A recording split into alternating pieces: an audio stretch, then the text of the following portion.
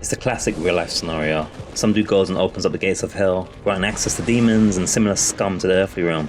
In this case, Tristram. And who's left to clean up the mess? That's right, us. After 22 hours of GOG's Diablo Hellfire on the PC, shooting demons in the face with 30,000 plus arrows, chugging 50,000 plus mana potions for that IRL mana shield, and 2 million plus invested at Ardrias for said potions, NFTs and scalp-like priced spellbooks that make a PS5 on eBay look like a steal. This is a 2021 first time playing perspective review of the classic 1997 genre changing action role-playing game, Diablo. As ever, we look at what I liked, didn't like, and hated in the form of the good, the bad, and the ugly. Try my best to take into account the 24-year age gap.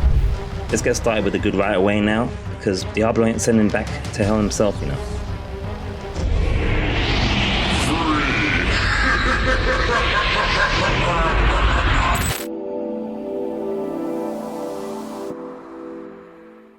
The game has an impressive RNG dungeon generation. I feel like the map system was good enough to help you get around and find what you need to find, so that was impressive for sure. It also has nice visuals for 97 game and some good sounds to boot, good oomph to them. Was it voice acting, or was it common, I should say, in 97? A nice addition, even if it is very classic and memey at times. Alright, so just gonna walk around and see who we can find to talk to. This guy looks... Hello, my friend. The town Stay elder. a while and listen. That's the classic line of this game. Stay a while and listen. I will teach you the ways of life. The gameplay loop itself is very addictive. You explore, you fight, you loot, you upgrade, and you go deeper. You explore, you fight, you loot, you upgrade, and go deeper still. Fun. Just want to go back to it even 24 plus years later. Which reminds me, if you're finding value in this video, do subscribe, like, leave a comment below, give someone a hug, a doggo, a catto, a child, preferably your own, unless you have like COVID or anything else that can spread apparently, and just do the other things instead. Thanks. Hellfire jog feature, by the way, is I think massively important. Without that, it'll just be quite a slog, so that probably impacts my final experience of it. And it is based on the Hellfire. A few extra missions and extra stuff, but some quality of life stuff in there, it makes a difference. Also, the Hellfire New Era is a fun addition. It adds some more playtime. There's no reason not to use it, apart from unless you're doing multiplayer, I believe, or something like that. But otherwise, get that Hellfire going. Now some of the bad things. The menus in general are a little fiddly, at least for me. I found myself pressing things I didn't want to press oftentimes when it comes to spells specifically, and that got me mullered a few times.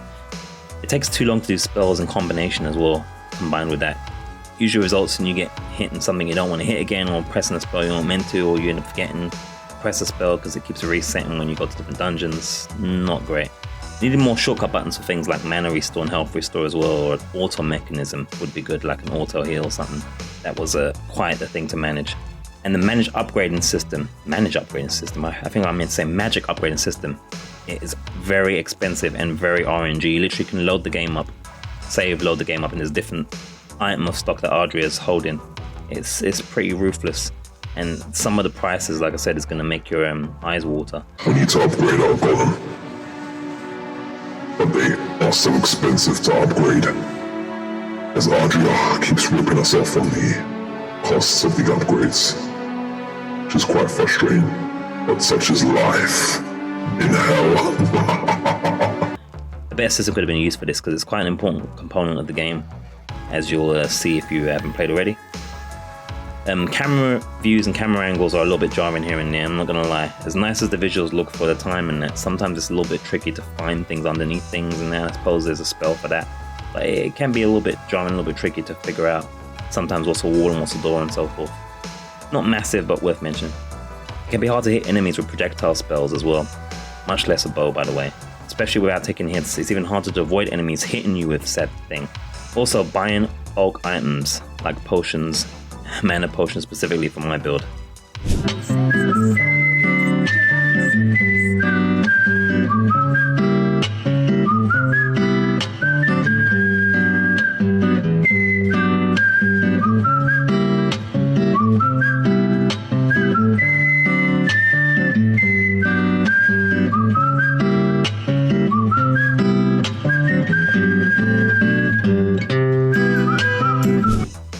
Yes.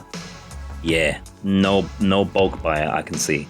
If I missed that, I feel ashamed, but boy, we spent so much time buying just acres and acres of store worth of mana potions, and it takes forever.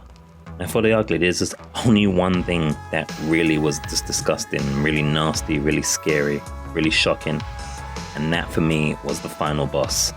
I'm not going to say what the final boss is or anything like that. You probably could guess anyway, but let's just say that it was very borderline as to whether I'll be able to finish the game or not with this boss. And the way I had to do it was literally going in the inventory menu and right-clicking on the potions just to re-up each time. Ridiculous.